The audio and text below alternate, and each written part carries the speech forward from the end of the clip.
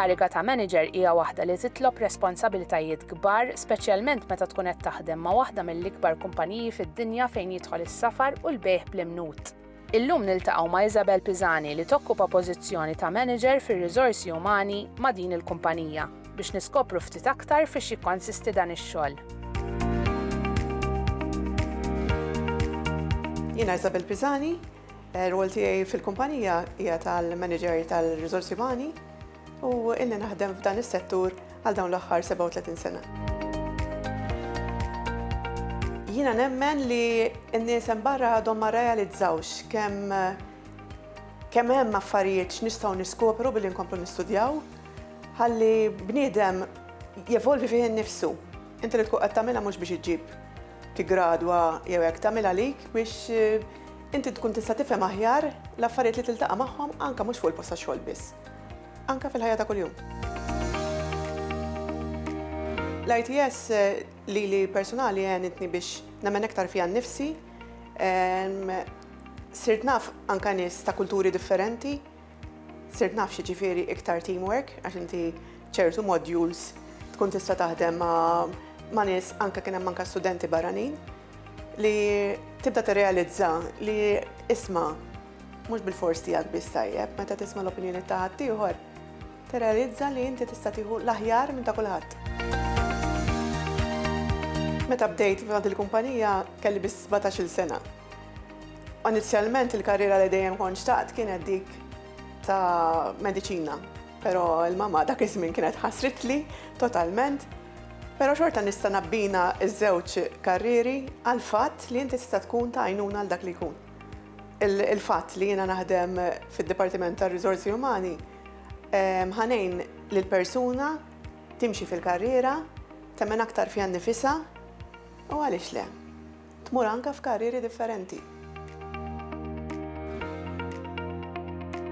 Importanti l-komunikazzjoni. Il-komunikazzjoni u l-etika huma fl-opinjoni tiegħi l-aktar da fundamentali biex tkun tista' tirnexxi għalkemm f'kull karriera huma importanti nemmen li il-fatt li inti għandek ċertu affarijiet konfidenzjali tal-impjegati, l-etika u l-komunikazzjoni huma importantissimi.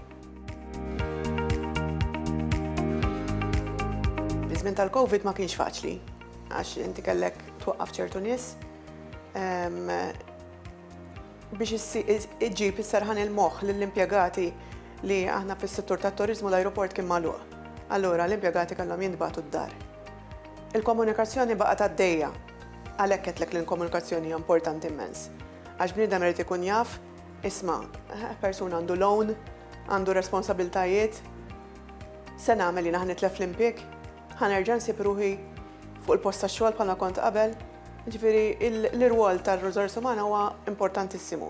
F'ċirkostanzi bħalma kienet il-COVID ħadna tagħlima kollha kemm aħna li jisma' il-komunikazzjoni hija letteralment fundamentali. Fundamentali li l-impjegat iġġalu jħossu komdu u serraħlu rasu li jisma' qed nemmnu fik, emmen fina, għax il-ġob tiegħek huwa garantit. Isabel minn dejjem tħajret għal din il-linja tax-xogħol. Fil-fatt ilha taħdem fid-Dipartiment tar-Riżorsi Umani għal dawn l-aħħar 38 sena, fejn bil-mod il-mod telet tarġa' biex tasal sa fejn qiegħda llum. Huwa xogħol li ħalli absens ta' sodisfazzjon, speċjalment għax iservi ta' opportunità biex tkun ta' għajnuna l ħaddieħor, tisma' u tifhem lil dak li jkun u tagħmel differenza.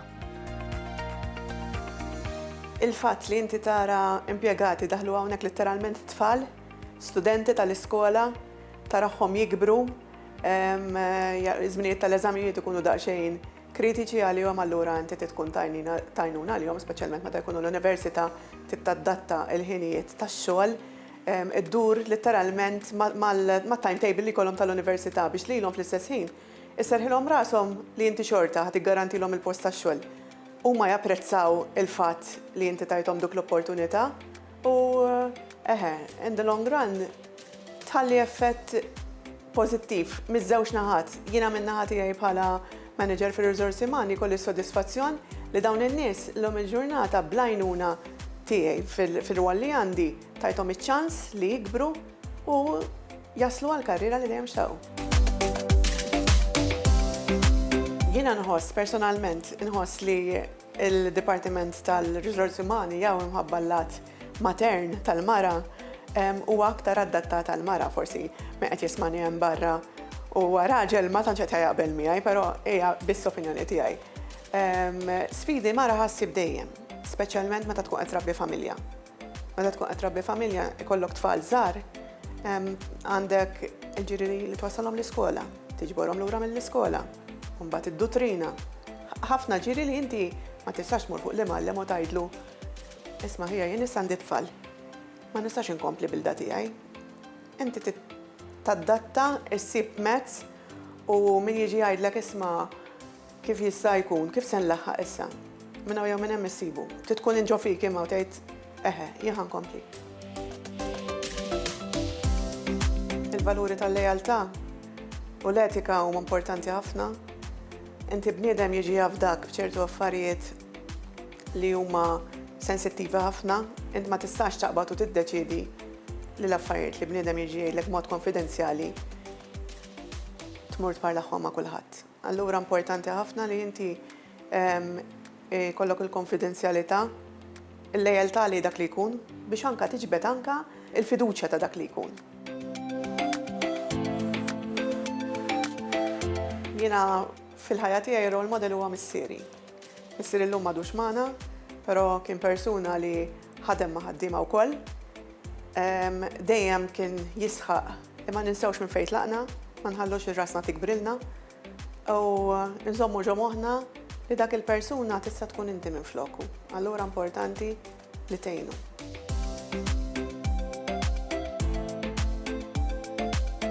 Nixtieq nagħti li pariri lin-nisa b'mod partikolari li jixtiequ jidħlu f'dan is-settur tat-turiżmu huwa settur mill-isbaħ nistgħu ngħidu ħanuża daqsxejn kelma bl-Ingliż the sky's the limit. Ħatiltaqa' ma' ħafna nies differenti, ħatiltaqa' ma' kulturi differenti, ħatitgħallem ħafna u nista' nassigurakom li hija esperjenza mill-isbaħ għalhekk inħeġġiġkom biex tapplikaw kull meta jkun hemm xi vacancy għal post fil-qasam tat-turiżmu, speċjalment fl-ajruport, fejn literalment ħajiftaħlek bibien u orizzonti ġodda. Lilin mill-karriera tagħha fir-riżorsi umani, Isabel involuta wkoll fil-programm ta' mużika Taljana ta' satejn fuq ir-radju lokali. Tkellimna ftit ma' Isabel dwar il-passjoni li għandha għall-mużika u ċ-ċirkostanzi li wasluha biex tippreżenta l-programm tagħha stess darba f'ġimgħa. Mela jien għandi programm ta' mużika Taljana li jixxandar kull nhar ta' Ħadd huwa letteralment għal kull persuna li għandha l-qalba u passjoni għal mużika Taljana. Minn fejn ġiet l-idea li nippreżenta programm ta' mużika Taljana. Din bdiet meta kont għadni żgħira, dak iż-żmien it-televiżjoni kien biss televiżjoni Taljan barra dak Malti. Allura l-biċċa kbira anke l-lingwa minn hemmhekk tallimniha. Tallimniha minn fuq it-televiżjoni, kien ikun hemm ħafna programmi ta' varjetà, kanzunetti, jiġi l-Festival ta' Sanremo ma kontx nitlef wieħed, allura issa qiegħda ġo fik. Inħossu wkoll li l-mużika Taljana toffru ċertu emozzjonijiet li forsi kanzunetti Ingliżi jew Amerikani ma jofrux daqshekk, dik hija opinjoni tiegħi. Il-programm inqisu bħala l-iżvok tiegħi wara ġurnata wara ġimgħa xogħol. Kif nirrelatagħha maż-żewġ postijiet tax-xogħol għalkemm jien ir-radju ma nqisux bħala post tax-xogħol, inqisu bħala letteralment il-pjaċir tiegħi li noffri lill-semmieħ li jkun qed jisma' mużika tajba, kwalità ta' mużika tajba, ittieħ informazzjoni li tagħmel sens. Il-bilanċ inti tissibu. F'kull ħaġa fil-ħajja tittajt isma' jiena jekk jien persuna minn dawk li min jafni jgħidlek jekk iddefess ġo moħħa xi ħaġa ħadd ma jaqlaq jilaq qabel ma tagħmilha.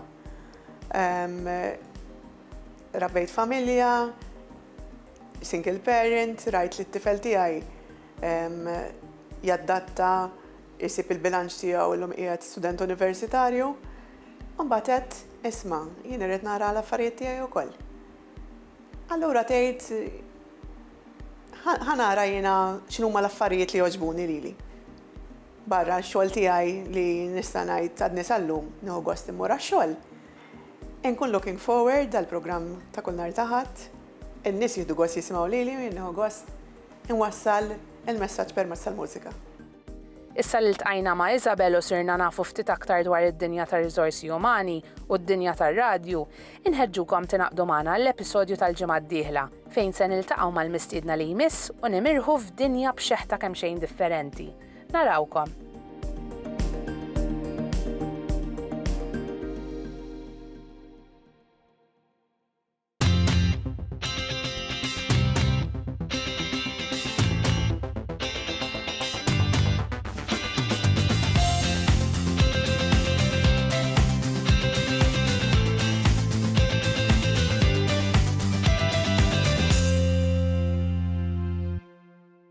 Il-Mara jixtieq jirringrazzja lil Ministeru għat-Turiżmu,